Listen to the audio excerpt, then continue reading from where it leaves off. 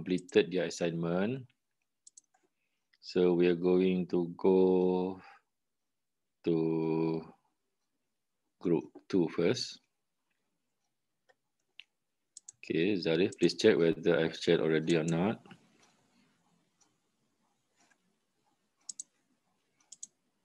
Okay, I already shared now. So let's go to group 2.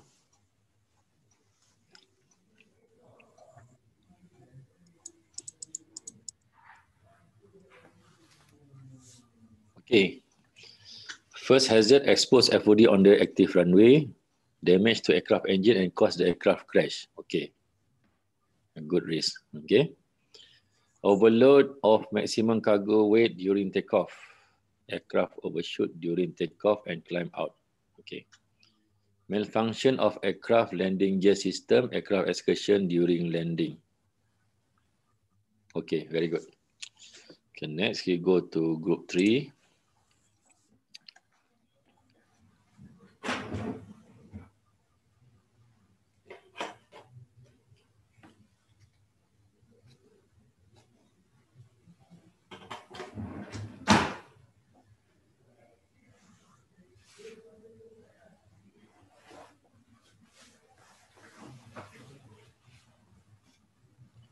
Okay, group 3, metal strip lying on runway, engine injection, betul. Aircraft overloaded for maximum takeoff weight, aircraft overrun runway, betul. Installation of strip not according to SOP, aircraft tail strike, okay. No plan existed for submersions to engine failure on runway, aircraft damage, okay, very good. Group 4.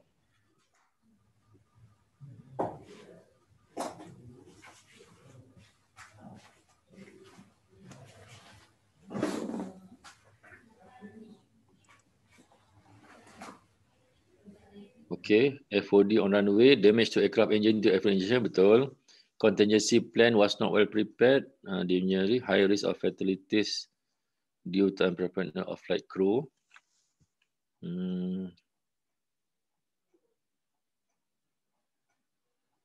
Okay, nombor 2 ni mungkin we can improve a little bit lah supaya ayat dia biar ringkas sikit lah. High risk of fatality due to. Dia mungkin number 2 ni need to improve a little bit on what is the negativity due to contingency plan was not well prepared, for example. Aircraft accident ke ataupun aircraft incident ke ataupun macam-macam lah. But bila incursion ni remember dia mesti ada risk dengan tu.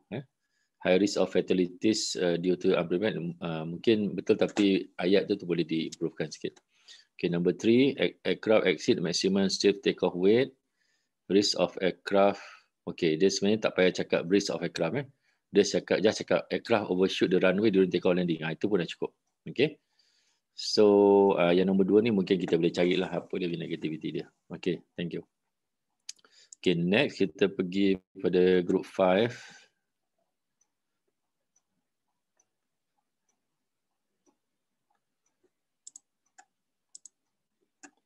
Okay.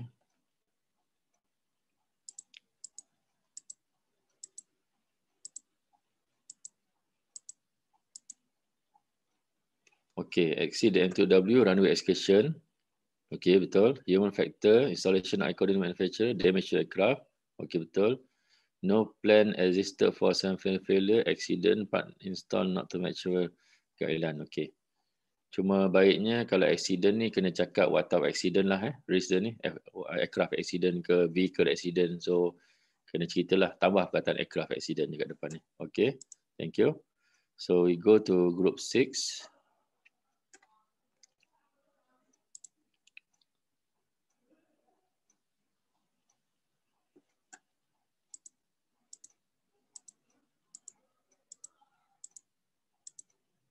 Okay, system and function due to ineffective load and balance, aircraft action, okay. Ditatora and LDA, FOD on runway, injection, very good. Poor aircraft maintenance of DC-10, engine failure during takeoff, cruise landing, okay, very good.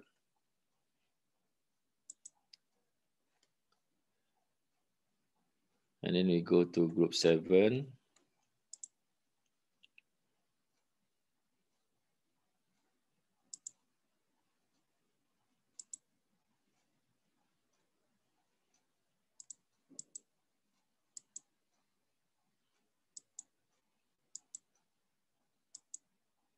Okay. Non-standard procedure, excessive weight loads, center of gravity was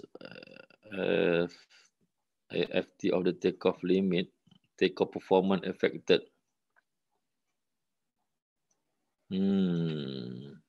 Mungkin boleh diringkaskan sikit lah supaya nampak apa benda sebenarnya dia punya risk dia lah. Aircraft accident ke, aircraft incident ke ataupun apalah. Jadi kita boleh risk rating dia kena. Okay, metal seat on runway, tire disintegrator, explode and will adversely affect fast moving aircraft. Okay juga, boleh. Aircraft part installation against the manufacturer procedures. Aircraft equipment failure or dismantle parts. Okay. Group 8.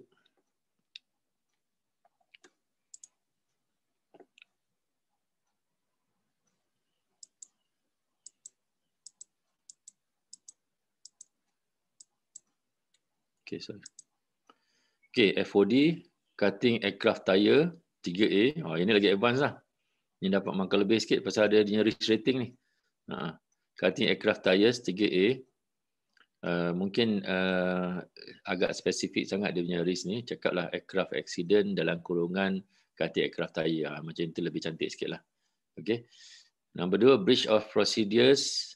Non-standard part of procedure use in maintenance. Aircraft parts fail to function. Okay. Incomprehensive aircraft operating manual. Crew failed to handle aircraft during emergency. Okay. Very good. Tapi kalau nak cantikkan lagi nombor 3 ni, which effect to what? Macam itulah. Yang ni dah betul lah. Risk tapi nak sedapkan lagi. Which may effect on aircraft accident ke ataupun damage to aircraft body ke. Jadi kita boleh risk ratingkan dia. Okay. Okay, next we go to group 9.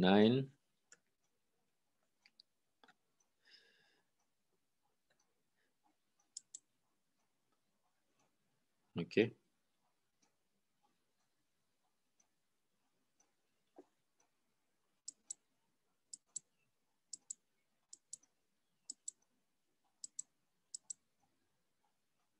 Okay, overload weight of ni, condensation engine malfunction.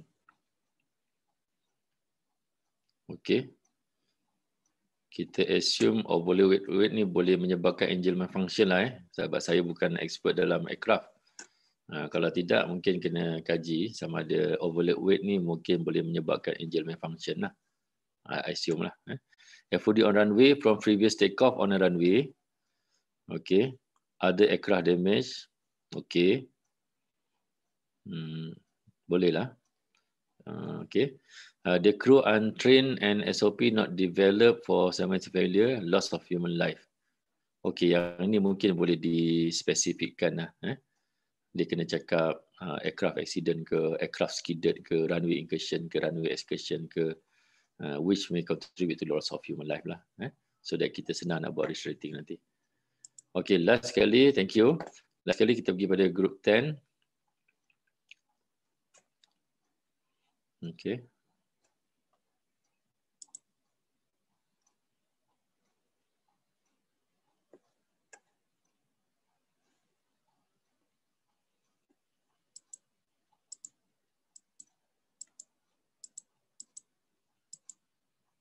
Okay. Aircraft overloaded above the maximum safe takeoff weight. Exhibit unexpected and unusually poor flight characteristic, aircraft instability and loss of control cause accident.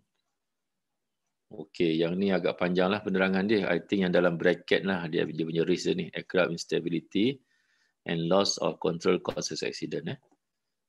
I think exhibit unexpected and unusually poor flight characteristic ni mungkin tak perlu diletakkan sini. Tapi yang dalam kurungan ni I think betul. Okay, FOD on the vicinity of runway, FOD injection, betul. No plan existed in subsequent failure, aircraft accident, betul. West strip not be manufactured, damage aircraft body, very correct. Okay. So Yana, ada lagi tak group yang saya tak cover?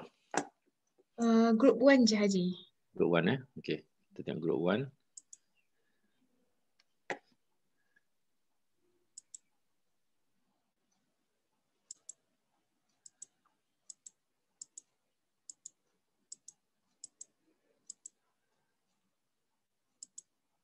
Okay. Hazard dia, human factor, negligent and allowed less aircraft. Okay, dia punya risk dia. Okay, aircraft related accident.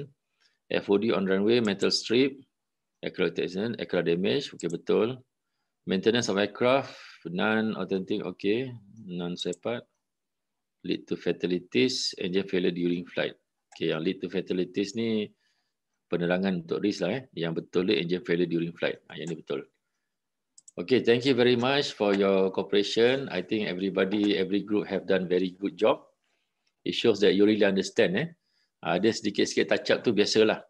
As long as you tak lari. The most important thing, you successfully identify the hazard correctly, and then you already identify name ataupun list down the risk associated to the hazard. That one very good job. So macam kita punya slide yang yesterday tu kan, once you start with hazard successfully je, lepas tu kalau ada silap pun boleh tacap-tacap sikit je. Tapi kalau you start dengan identify hazard, risk tu jadi hazard, ya tu dah kacau sikit. Memang dia dah jadi pelik lah, kita pun dah confused. Nak buat risk rating pun kacau. Tapi most group, bukan most group, all group, yesterday punya exercise dah identify hazard correctly. So now bila you come to risk, almost all got it correct. In fact, everybody correct. Cuma nak kena touch up some wording, itu saja. Okay. So wording tu sometimes you can be simple je, tapi mesti dia jadi risk. Risk yang betul-betul aircraft damage, aircraft loss engine power, runway incursion, runway excursion ke dan sebagainya, ataupun seafit ke dan sebagainya. Benda macam itulah. Okay. Okay, jadi thank you very much. Kita sambung balik presentation tadi. I think kita go back to kita punya presentation. Okay, kita sambung SPSI. Okay.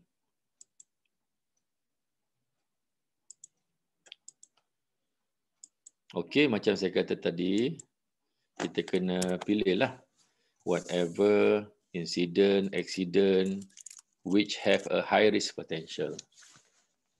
We require the service provider to investigate. Yang tu kena ada. But maybe the one that is less risk, for example, like I said just now, if it is just incident of apron, FOD found on apron, I think that one tak payah lah. Easily tak payah nak buat safety investigation. Kalau macam fuel spillage on apron, hydraulic spillage on apron, I think that one tak payah lah buat safety investigation. Tapi kalau macam, okay, macam bird strike pun tak payah buat safety investigation. Tapi kalau ada satu case dulu, I think 10 years ago, bird strike tu sampai menyebabkan burung tu tersangkut dekat tayar kapal terbang, and then tayar tu rosak dan sebagainya. I think that one maybe you kena buat safety investigation. Macam runway incursion, excursion, confirm kena buat safety investigation. Senang cakap, any runway related incident tu, yang covered by runway safety tu, macam we can say mandatory for us to conduct safety investigation. Even FOD on runway nampak kecil tu pun kita kena buat. Tapi bird strike, bird found on runway janganlah buat safety investigation kan, kesian burung, sekali jatuh je kena buat investigation. Yang tu tak payah. Tapi kalau you find screwdriver, aircraft parts, towel rug, vehicle part, tayar kenderaan atas runway, yang tu kena buat safety investigation. So all these things kena list down dalam you punya SOP. Okay.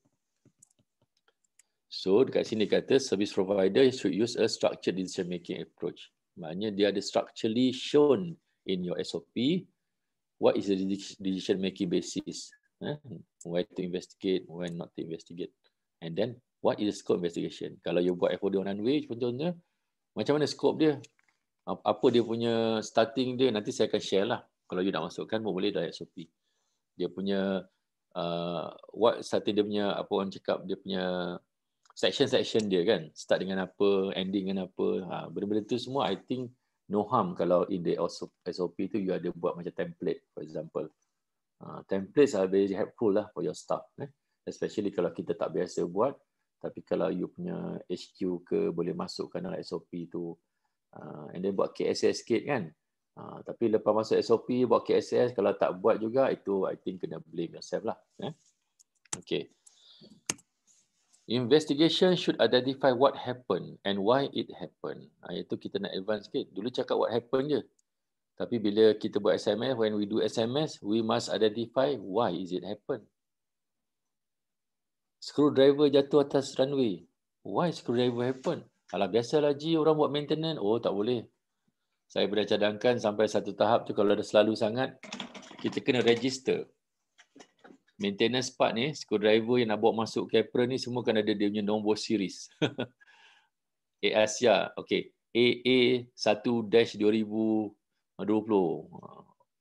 Tapi kalau hilangnya, mana you punya 1-2020 screwdriver ni? Kita boleh tanya dia. Sebab kadang-kadang orang tak mengaku. Jadi kalau skru jatuh ada tulis AA, AA lah kena. For example, this thing real, ni bukan ciptaan, ni memang pernah berlaku. Once jatuh je, siapa punya? Semua orang tahu, oh tak ada. Itu ada kaca pecah. Saya punya kapal terbang ni. Oh bukan, not us. Oh, minyak siapa ni? Oh not us, semua tak ada. Jadi sampai satu tahap, I think you kena ada satu sistem nak monitor. Sebenarnya kita bukan nak blame dia, tapi kita nak tengok what went wrong. Dulu ada satu airport, apa yang jatuh? Pouch. Bag pinggang tu jatuh. Rupanya the staff, one airline staff, waktu buat maintenance, dia letak pouch tu dekat atas enjin kapal terbang, tiba-tiba pop jatuh. Jadi kita nak tahu, pouch tu senang lah. Boleh tengok apa-apa maklumat dalam tu kan. Tapi macam screwdriver tu, kadang-kadang susah. Okay. So that kind of thing. Kadang-kadang tuala, kadang-kadang blade rumput, that kind of thing kan. So yang itu you kena study. Okay. Ideally, the people involved in the event should be interviewed. Sebaiknya macam saya cakap, after immediate event tu kita interview. Interview tu not necessary macam, Encik, saya pegawai operasi lapangan terbang XYZ, I want you to come with me, I want to interview you. Janganlah macam itu. Itu dah teruk sangat. Orang akan lari lah. Dia akan cakap, who are you? You ada talk to my lawyer lah. Macam itu kan. No. Interview ni, Captain, apa jadi Captain? What happened? Wah, inilah saya tak nampak marking. Itu masa interview. Ataupun lepas tu bila dia dah boleh bernafas normal tu, you pergi jumpa dia, you tanya dan sebagainya. Atau paling senang you, ni semua you punya skill lah. Kalau saya akan tengok Captain Samsudin. Kalau tengok dia punya name tag tu kan, senang lah kan. Captain Samsudin, ambil gambar senyap-senyap ke agaknya. Tapi jangan sebarkan. Jangan viralkan. You can ambil gambar tapi jangan viralkan. Ni saya punya buat statement ni. Jangan viralkan. Ambil gambar dan simpan betul-betul. Ambil gambar immediately. Tayar, scratch ke apa, scratch punya kesan dan sebagainya. Gambar pilot. Tapi jangan viralkan. Itu untuk simpanan you dan untuk dibuat rekod saja. Supaya kita senang nak interview. Kadang-kadang kalau kita tak sempat interview, unfortunately, we cannot have valuable information. That pilot already going back to HQ, kita tak tahu. Nak cari susah. Jadi payah. Kalau boleh lah, kalau tak dapat pilot, co-pilot. Kalau tak, aircraft technician dia. That's why it's advisable for you to make friends with ground handler, airline staff ni semua. Ataupun you punya station manager semua kan senang lah. Mr. Wong, siapa you punya pilot hari tu? What happened lah Mr. Wong? Kalau Wong ni rapat dengan kita, senang lah dapat information. Tapi kalau asyik nak berselisih faham saja, PBB tak nak pakai kerja apalah you ni kan. Jadi susah lah bila nak dapat maklumat yang baik ni susah. So that one is up to your skill lah. Tapi according to IQ ni, ideally kalau boleh, people involved tu we interview. Especially kalau people tu kita yang issue dia punya permit, for example. Kalau dia bawa kereta incursion, kita interview dia. Yang tu memang dia tak boleh lari pasal kita pegang dia punya permit kan. So interview dia. Interview dia dengan baik lah. Janganlah interview macam dia buat salah sangat kan. Kita interview dengan baik lah. Bawa kedai teh tarik dulu ke, bagi souvenir pen Malaysia Airport ke kan. Mana tahu boleh sejuk hati, interview. Okay. So as soon as possible, lagi cepat lagi bagus. Tapi bukan macam itulah dengan cara yang tak sopan jadi dia pun takut. Okay. Jangan lupa ambillah gambar aircraft type tu 9M apa-apa tu, ambil gambar dulu. Scratch tu kat mana, ambil gambar dulu. Only you, airport operator, is allowed to do that. Other person jangan bagi. And then make sure siapa yang ambil gambar tu, airport manager kena pastikan that gambar tu tak boleh di-viralkan, tak boleh di-share dengan anak isteri. Jangan share, jangan masuk Facebook, jangan masuk Insta, jangan masuk WhatsApp. Ayat tu saya larang. As soon as you ambil gambar, mesti bagi pada airport manager suruh itu awak delete itu dalam handphone, saya mau simpan dalam thumb drive. You airport manager kena simpan betul-betul. Pasal benda tu sangat berguna bila you conduct safety investigation. In fact, safety investigation report ni pun jangan sebarkan everything, simpan. You cuma sebarkan certain thing yang you want to share saja with orang tertentu. Okay. So, safety investigation should include establishing timelines of key events. So, nanti kita tu example. Very good example on something. Dia ada timeline dia. Including the action of the people involved. Jadi, a good safety investigation mesti ada timeline. Review of any policy and procedure related to activities. Apa SOP yang dilanggar? SOP yang diikut. For example, kalau ada insiden FOD on runway, kita review policy atau SOP on inspection runway punya. Cukup ke tak cukup ke? For example, FOD tu jatuh pukul 11 kan. Tengok dalam SOP kita, what time actually last person enter the runway. Kenapa dia tak nampak? Kenapa dia nampak? That kind of thing. Okay? Kalau perlu nanti kita mungkin kena review balik. Review of any decision made related to the event. Maybe that event to due to some of the decision made. So review that one. Identifying any risk control that were in place that should have prevented the event occurring. Sudah ada risk control. We have already got risk control. Unfortunately, the risk control is not working. So kita review and ask, why risk control not working? Maybe we need to improve kan? Reviewing safety data for any previous or similar event. Previously dah ada safety data, tapi after new accident or incident happen, mestilah kita kena review that safety data kan? Okay. The safety investigation should focus on identify hazard and safety risk and opportunities for improvement, not on blame or punishment. Yang inilah something yang berbeza. Safety investigation ni different with criminal investigation. There's one time tu ada satu airport kan, dululah zaman belum terror buat investigation ni, dia mistakenly ingat, wah yang ni kita nak cek salah orang. Who to blame? Who to make punishment? Who kena ni? Jangan Bila kita buat SPSI, when we do SPSI, it's not for blame. IQ banyak kali. It's to avoid future. Even the good thing, kalau boleh kita nak, macam saya akan buat lepas ni, investigation report, kita nak tutup. Nama something bin something tu kita letak John Doe bin John D, for example kan. Jane Doe, orang putih tak payahlah bin kan. Jane Doe, John Doe 1, John Doe 2. Kalau boleh. Yang nama betul tu biar simpan kat kita. Tapi nama yang kita nak biarkan jadi lesson tu, tutup. Airline Malindo jadikan Swasta Airline. KLIA jadikan Teras Jenang Airport, for example. Kalau perlulah kan.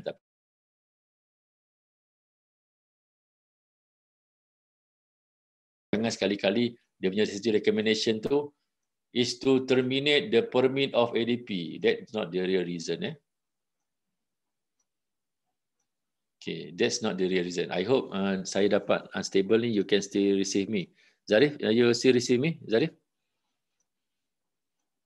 Yes, saja, I can still receive. Okay, sebab ada some hiccups tadi. Participant pun dah 100 saya nampak, maksimum dah ni. Kesian yang tak dapat masuk. Okay. So maknanya bukan blame bukan blame, kita nak avoid future happening, occurrence from happening again. Itu matlamat dia. Jadi bila kita approach orang pun tak adalah kita nak menyalahkan dia je. Nak fikir ni salah kau lah ni. No, kita cakap why? Why dia buat macam itu? Why dia bawa kereta tanpa permit? Oh, rupanya maybe dia punya management yang pressure. So management dia lah kena do something. Itu matlamatnya. Janganlah waktu tak ada permit okey, kau kena ni lah, kita ambil lah. Memanglah kita gantung dulu kan, tapi that is not the real intention. Gantung tu pun sebab dia tak nak second damage kot, atau kita panggil damage control lah. Itu je, bukan niat nak blame dia. Okay. The way investigation is conducted and most importantly how the report is written will influence the likely safety impact.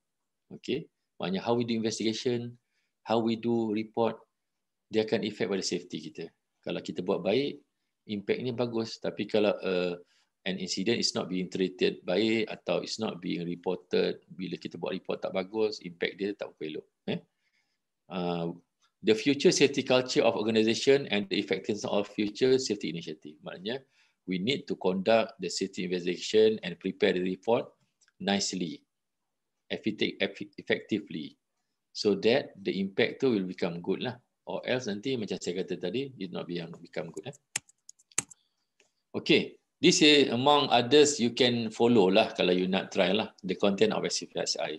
Benda ni not necessarily the same, tapi kalau kita tengok, if we see a successful SPSI report atau safety investigation report, dia ada certain format yang kita follow. Macam saya kata tadi, bila you buat certain format tu, easy lah for your staff not to left something out, terlupa letak introduction, terlupa terletak timeline, terlupa letak safety recommendation, terlupa letak cost ke, facts dan sebagainya. Jadi it's good kalau ada some guideline for them lah.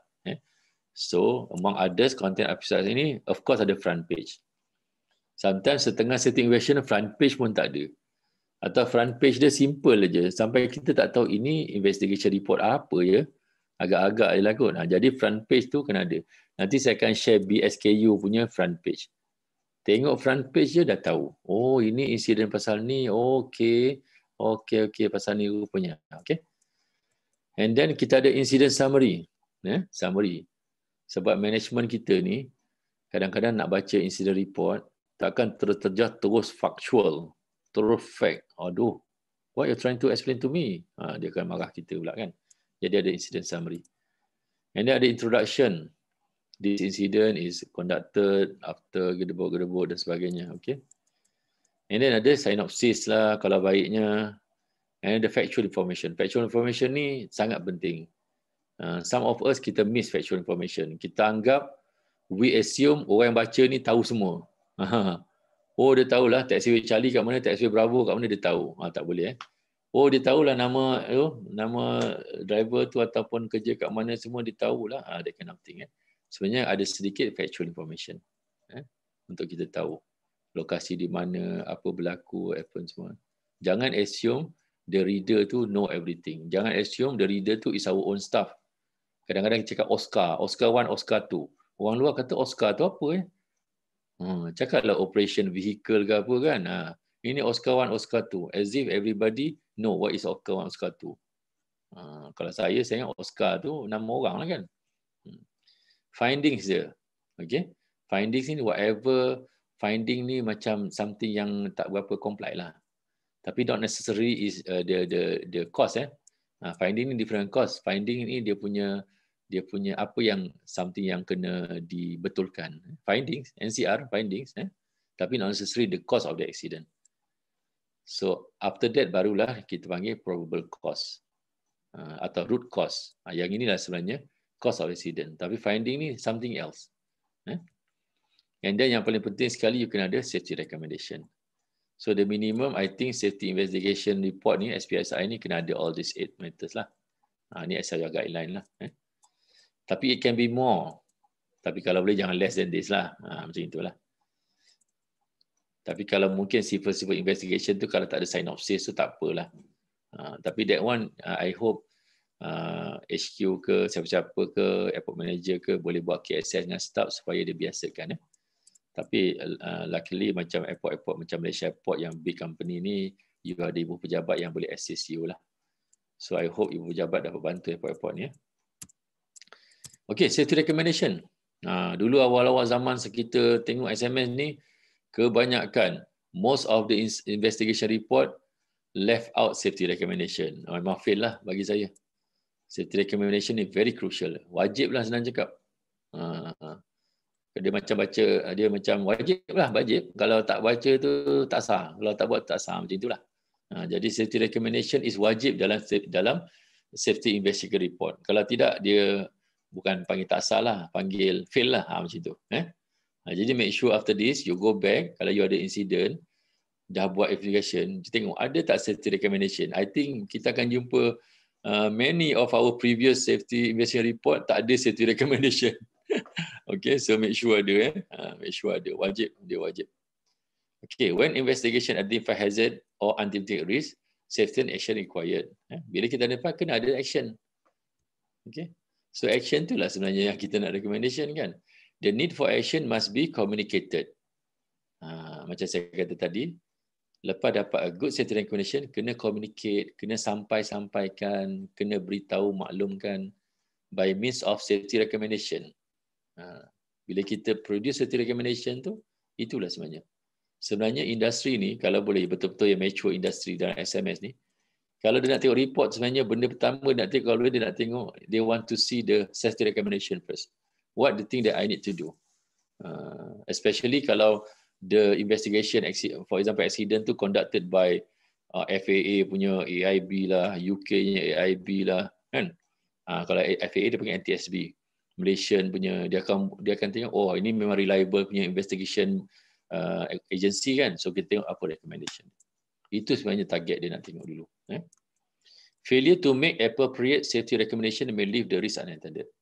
If we do not spell out a good safety recommendation, it means that all the hazard we identify and then associated the risk is not being attended successfully. So it means that it can be repeated again.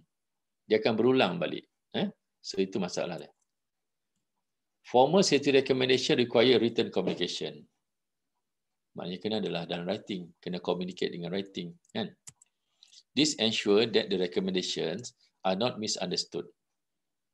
If we write it properly, that recommendation will not be misunderstood, and provide the necessary baseline for evaluating the effectiveness of implementation. If we write the safety recommendation perfectly, it means that we know what to do, and then it will prevent from ineffectiveness of doing the implementation. Okay, kalau macam our safety recommendation very simple, for example, people don't understand. Airline need to improve their safety performance. Apa punya recommendation tu? Very simple. Airline berkata, okay, fair enough, kita akan improve lah. Tapi apa yang nak improve kan tuan? Macam tu. So safety recommendation tu kena written nicely lah. However, it is important to remember that safety recommendation are only effective if they are implemented. Ini kena fikir betul-betul. Kena ingat. Buat safety recommendation panjang berjela, panjang lebar, tapi kalau tak implemented pun tak berguna lah. So make sure all your safety recommendation tu check whether it's implemented or not implemented. Sometimes we ask our staff to prepare the report. Tapi kita bos-bos ni, we don't check the report dan kita tak take action accordingly. Itu kita punya failure lah. The conclusion. The investigation should conclude with clearly defined findings and recommendation. So every safety investigation must have findings dia apa, must have dia punya root cause dia apa, and must have recommendation that eliminate or mitigate safety deficiencies. That is the use. That is the objective of we create the findings.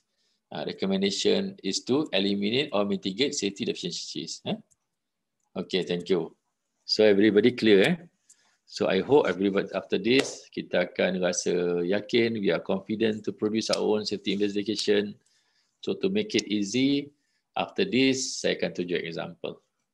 Okay?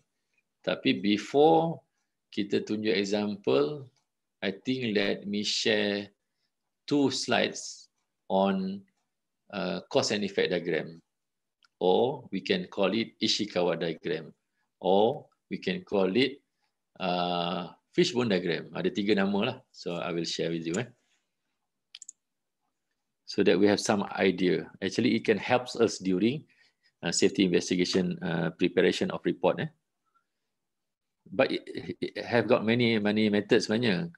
Kalau kita dah terror sangat pun tak payah fishbone pun dia keluar daripada kepala. Tapi banyak company dia use fishbone ni untuk help them lah to identify what are the root cause. So let me share with you. There's a video tapi I have transferred to become slide. Hold on. Sekejap. Stop share dulu kot. Stop share dulu.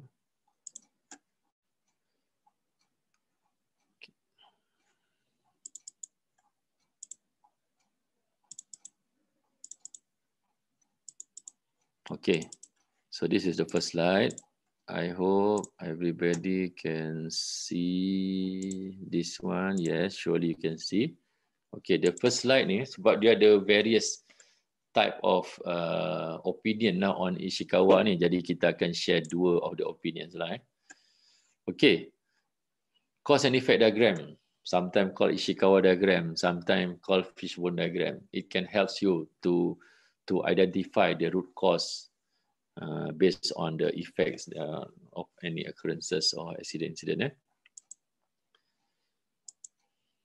Okay, common challenge for improvement teams is identifying what changes you can test to improve a problem.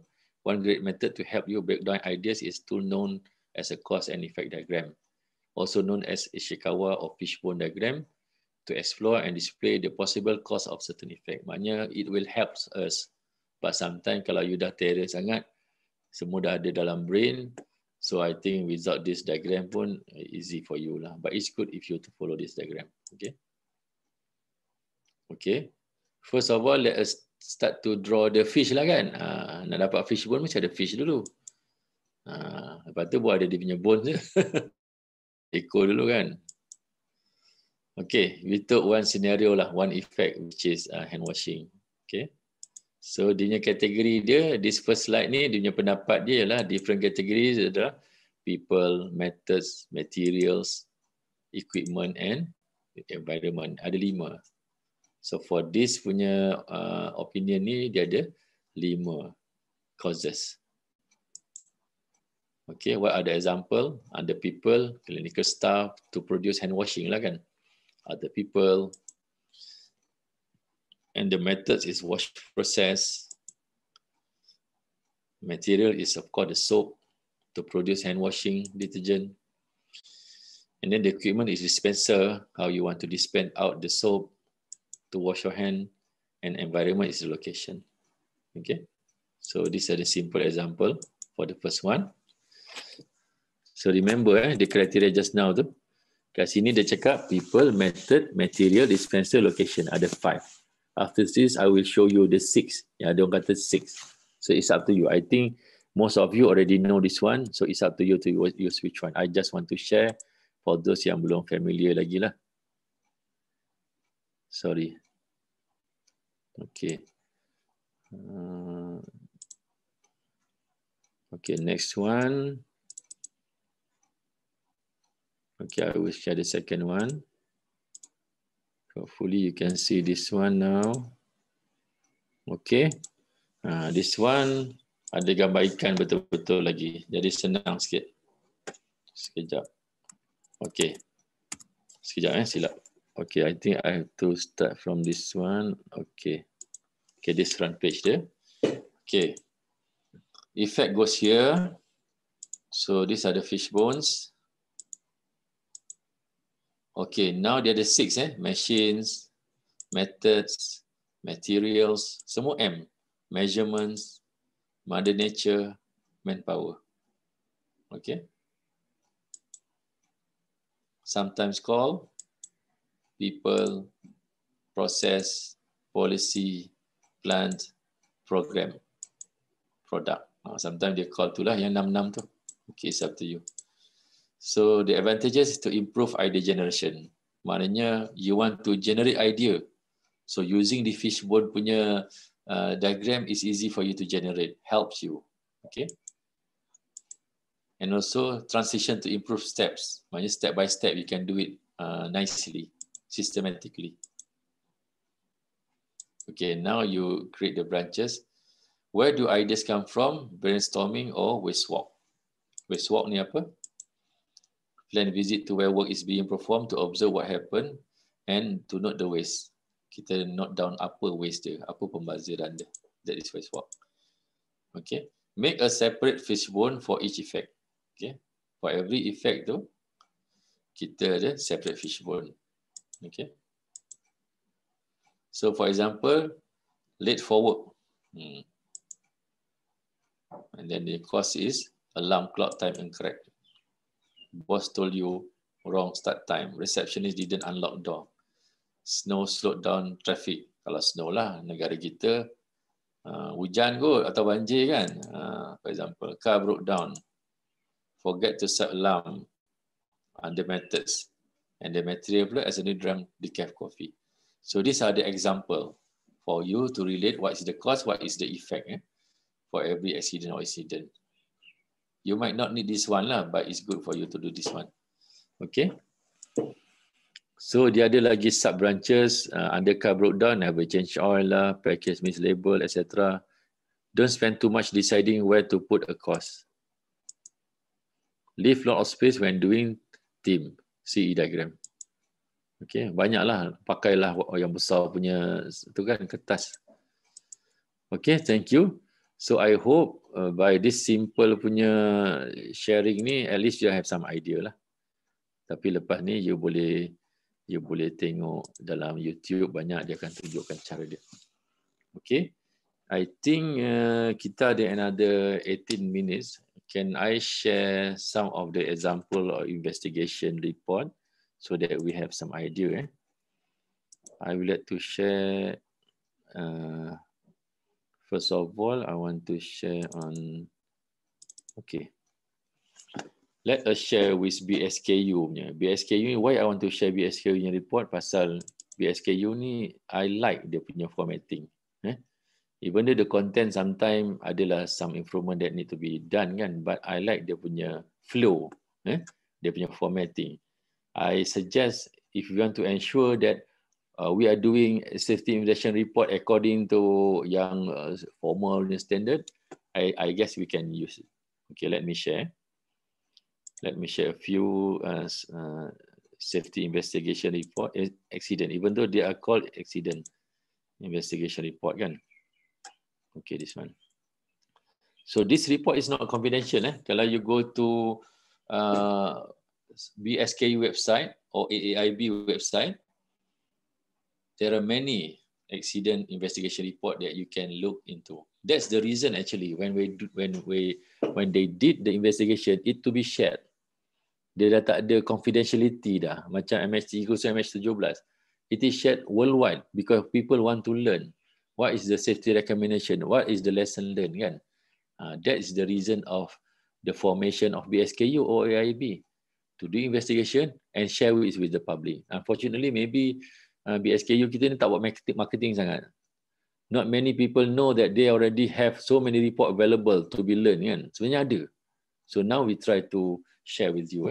Okay, the first accident that I want to share is related. Okay, this one. You look. Mula-mula dia ada logo. Mungkin when you want to do your safety SPSI for your company, you start lah dengan logo airport dia. Okay. Aircraft accident final report. Okay. Dia ada nombor dia. A0118. I think this is 2018 punya the first report. Okay. So AIB, Ministry of Transport. So you boleh buat you punya company lah. Malaysia Airport ke, Senai Airport ke, Senai Berhad. Title penting. So here the title is Final Report on the Accident Involving Fixed Wing Aircraft Citrus SR20 Registration 9M-ZWR in Pulau Tioman, Pahang, Malaysia on the 1st February 2018.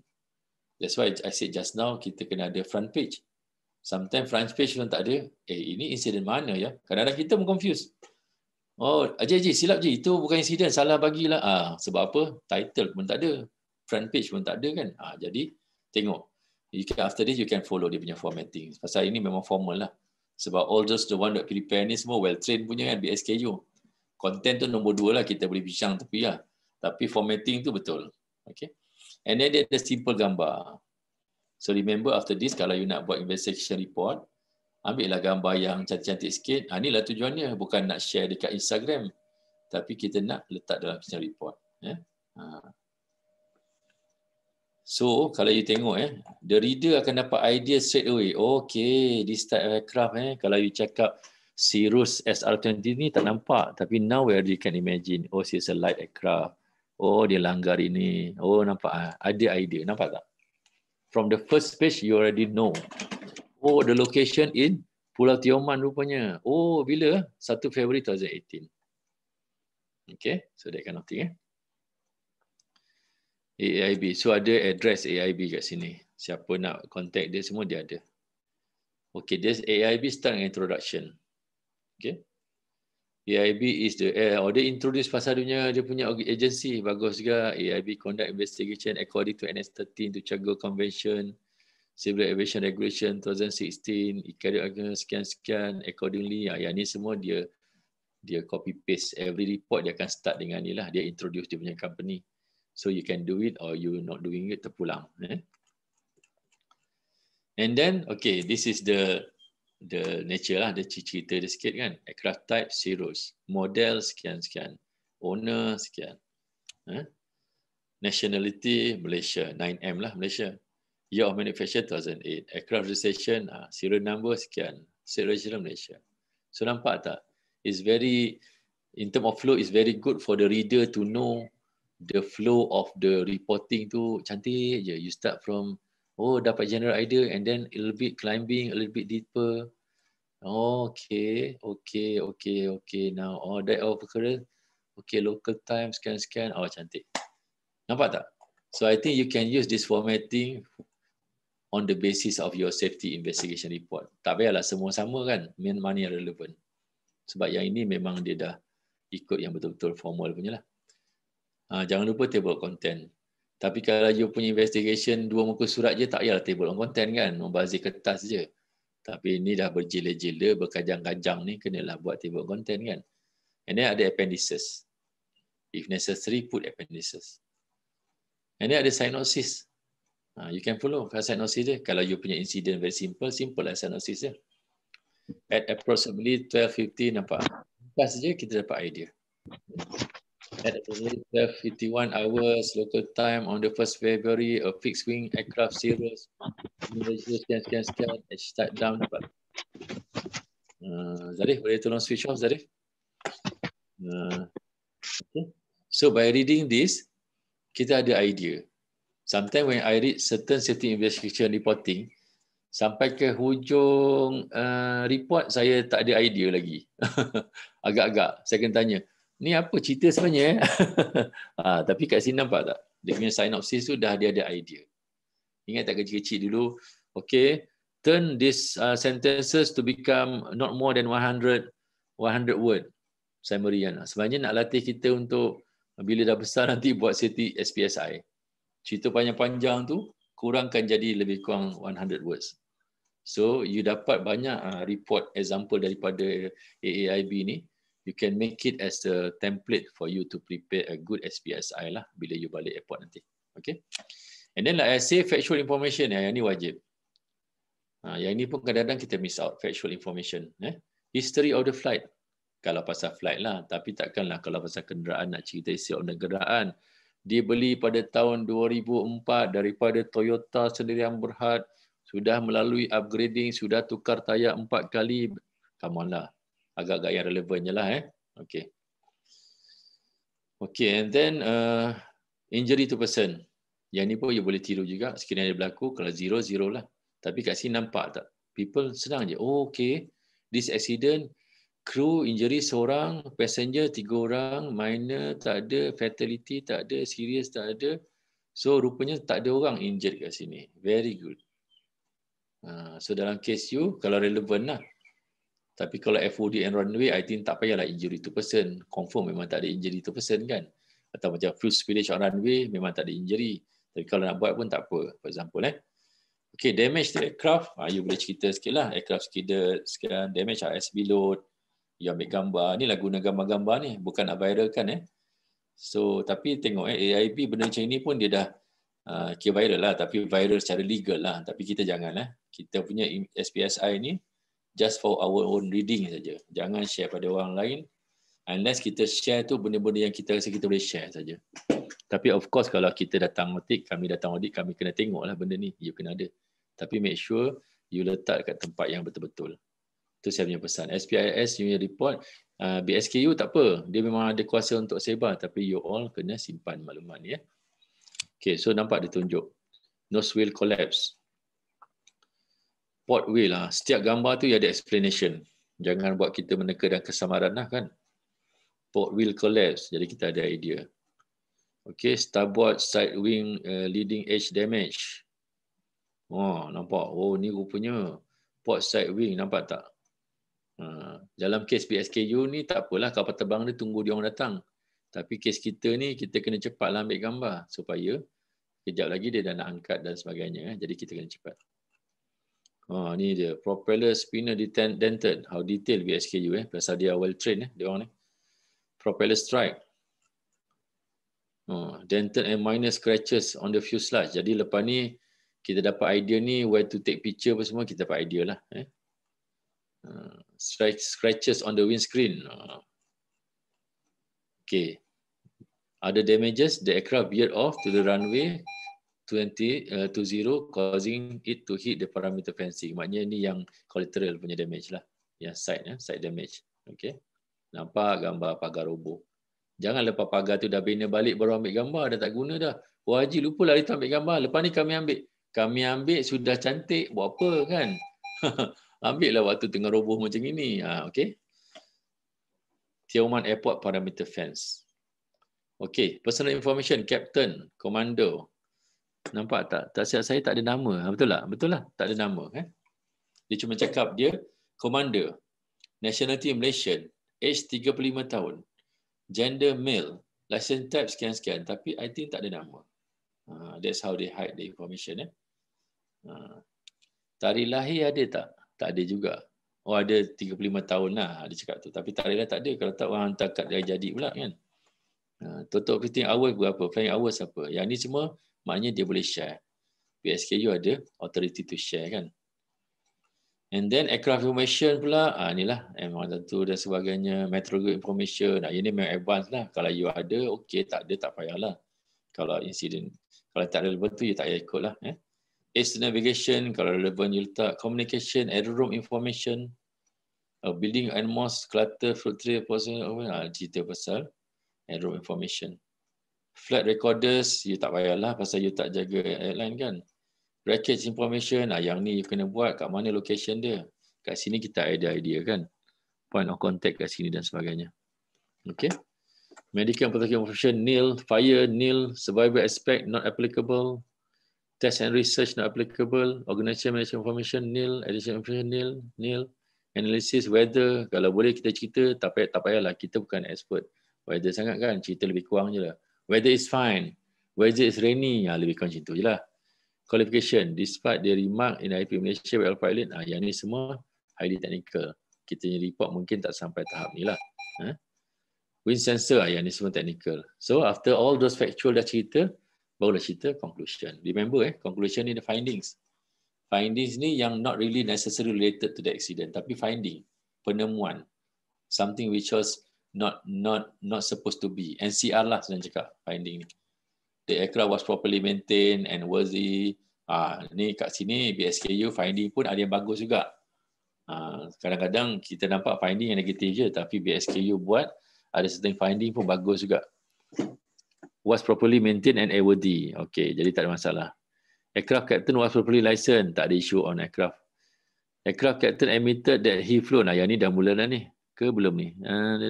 Without any proof. Yang ni dah jadi finding sikit. Yang ini finding positif. Yang ini finding positif. Yang ini ada sikit-sikit isu. Nampak? Jadi positif ada isu sikit. Dia tak ada experience landing kat Tioman. Betul ke? Kalau you all pernah landing Tioman, memang kena ada experience lah. Kalau tidak, bismillahirrahmanirrahim lah kan. Banyak zikir je kat atas tu. The aircraft captain admitted that he was unable to get the aircraft down at the runway touchdown zone. Memang mencabar landing kat Tioman ni. Sensors for Vaisala were installed at the place which not recommended. Ini pun satu finding lagi. Okay. Silat-silat nampak tak? Dia mula dengan baik-baik dulu. Cerita dengan baik-baik dulu. Macam ada orang cakap, Haji kalau nak bagi NCRG, Haji start lah dengan benda yang baik-baik dulu. Okay, lepas ni saya buat macam itulah. Wah, semua staff sangat rajin. Saya puji, semua memang cakap, memang you all semua cakap rajin. Lepas tu baru saya masuk NCR. Jadi mungkin tak berapa ambil hati sangat kot. Tapi kalau bagi NCR 10 pun marah juga kan. Banyak sangat kan. Tutup susah. Okay, jokingnya. So kat sini nampak dah. Dia start dengan positive findings. And then the last 3 ni adalah dia punya yang some issue lah on the finding. Okay, that's how. Okay, causes. So this is very important. This is the root cause. This is the causes. Tadi finding. Tapi yang ni cause ni berdasarkan kepakaran dia orang, AAIB. This is the cause of the accident, which is The cause of accident is due to the aircraft captain inability to control the flight at the most critical phase of flight on final with an expected change on wind direction. So berdasarkan judgement dia, kepakaran ni dia. So kita kalau mau buat course ni, kadang-kadang bila saya check you punya dokumen, kadang-kadang kita cakap everything runway is in good condition, for example. So the course is pilot punya kecuaian lah kan. Okay, when you say your runway good condition, ada tak you masukkan dalam ni kata you punya friction test conducted successfully? Tak ada. Okay, kena masukkan. Ada tak you ambil gambar marking you cantik? Tak ada. Ada tak cerita pasal you punya light serviceable? Tak ada. So, before you conclude yang kata you punya take out causes tu you punya facilities, you kena prove lah. Okay, marking cantik, ni gambar dia. Sign kita baik, ni gambar dia. Lights kita excellent, ni rekod dia, macam gambar dan sebagainya. And then only kata, okay, dia punya cost dia bukan daripada airport operator. Tengok, kita semua cantik. So that's why kena berhati-hati. So yang paling penting dan ditunggu oleh semua orang, safety recommendation. Here, dia buat 5 safety recommendation. So these are all the safety recommendation. CAM, nampak tak? Kalau CAM inspector dia, takkan nak buat CAM kena buat sesuatu. That's why saya kata tadi, BSKU ni dia kena independent. Sebab dia pun boleh bagi finding pada CAM. CAM lagi. CAM lagi. Kau? CAM lagi. Yalah, dia bukan CAM, dia hentamlah CAM. So, but I was made told, just for general info, sebenarnya BSKU walaupun dia recommend ni, tapi dia tak ada kuasa nak memaksa CAM. MOT boleh. So dia just cakap CM kena buat ni, CM kena buat ni, and then dia akan forward pada CM. So MOT lah akan pastikan. Dia tak ada kuasa. Itu kata BSK punya orang pada saya lah. Dia tak ada kuasa. Dia cuma boleh recommend je. Mungkin MOT yang boleh paksa kita. Mungkin minister yang boleh paksa kita. Okay. So yang inilah yang paling penting sekali. Safety recommendation. So I think before kita close this session, for break, dia ada appendix lah. Kalau macam tadi saya kata, if you want to ensure you saying that your runway is okay, you kenalah tunjuk you punya appendix, you friction test report for example kan. And then checklist of runway inspection that day. Sebab tu saya selalu stress, you punya runway inspection form tu kena cekap, cantik. Sebab in case, bukan kita minta doa kalau ada insiden, all those things kena masuk balik. Aerodrome manual kena korek. Okey, aero manual kata awak check 4 kali sehari tapi awak check 3 kali sehari. Aero manual kata you check pukul 11 sampai pukul 12 tapi today you check pukul 12.30. Semua aero manual tu. That's why saya selalu pesan. Aero manual you mesti current. Whatever mention you aero manual mesti the one that you implement. Kadang-kadang kita jumpa aero manual kata lain, your SOP kata lain. Saya bagi finding lah. Mana boleh. Jadi kita sebagai staff kita akan confuse. Whether want to follow aero manual ke, whether want to follow kita punya SOP. Dan yang kita tak nak, minta jauhkan, kalau berlaku accident, investigator akan check aero manual. Oh, you are not doing according to aero manual lah. So, a little bit dia punya portion blaming tu, bukan nak blame, tapi portion tu ada sikit percentage pada you. Oh, you punya friction test, ada color kuning dengan ni lah, apa yang tak bagus tu, merah. So, ada sikit. Walaupun sebenarnya bukan real root cause, tapi ada sikit portion akan kena pada you. That's why kita nak avoid. So I think, thank you very much. I think kita boleh break sampai pukul 1. Kita akan sama seperti ini. Thank you very much. Assalamualaikum warahmatullahi wabarakatuh. Selamat pagi.